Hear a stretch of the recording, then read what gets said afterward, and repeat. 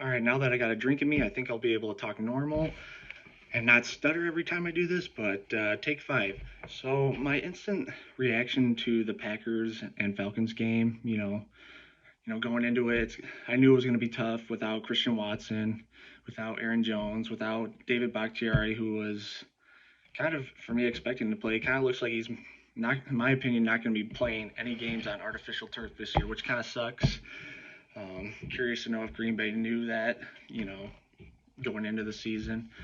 But that's here nor there. Then you lose Elton Jenkins, in the first half, So you're basically switching out that left side with David Bakhtiari and Elton Jenkins to Royce Newman, who has by all accounts been a bust as a third round pick. And then at left tackle, Rasheed Walker, the seventh round pick last year, making his first ever start. Lining up against Calais Campbell, you can only do so much. But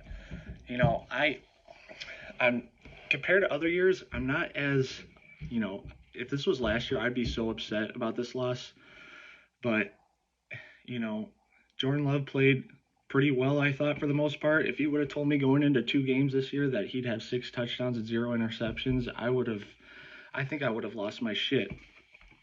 So it's really nice to see. And I think for me, like, if Aaron was the starting quarterback today playing for the Packers, I think the outcome would have been very similar, and we would have lost this game pretty narrowly. So it's nice that the game wasn't lost by the quarterback per se. Now, was he perfect? Absolutely not. But I saw what I needed to see from him progressing on the football field, and it would have been nice. I was hoping that AJ Dillon would have, had a breakout game this year. No Aaron Jones, so I really wanted him to have success today so he could get another contract and be on the team for a couple more years because that's a guy I root for a lot. And it was just pretty disappointing that he couldn't get anything going in the run game. Now, does having those two guys on the left side, the two new guys on the left side of the line, help that? Not really, so collectively, I just wish they would have been better on offense a little bit. But like what I saw of the young guys, Jaden Reed had a couple nice catches, had a touchdown. Dontavian Wicks played great, I thought, for his second game of his career. Luke Musgrave, great. I think the game flipped. The NFL is such a wild game because, like, if there's a point where if Quay Walker gets that pretty easy interception that Desmond Ridder threw him, like if he would have caught that, I think that would have put Green Bay on the Atlanta side of the field.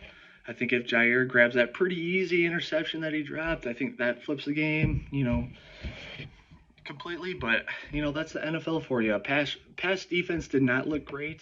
Back to the drawing boards with them. That's kind of that's Green Bay defense for you.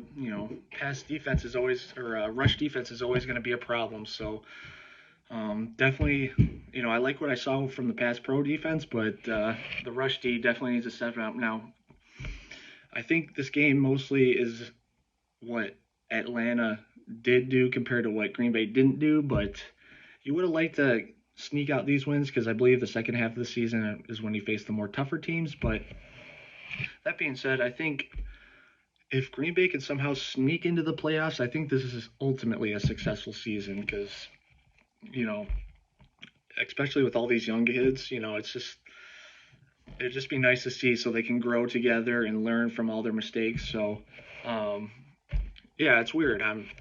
Obviously I wish they would have won, but not as upset that they didn't win today, but we'll see. The NFL is so funny. Next week, Jordan Love could throw 3 interceptions, and I'm in full panic mode. So we'll see what happens. But yeah, just back to the drawing board.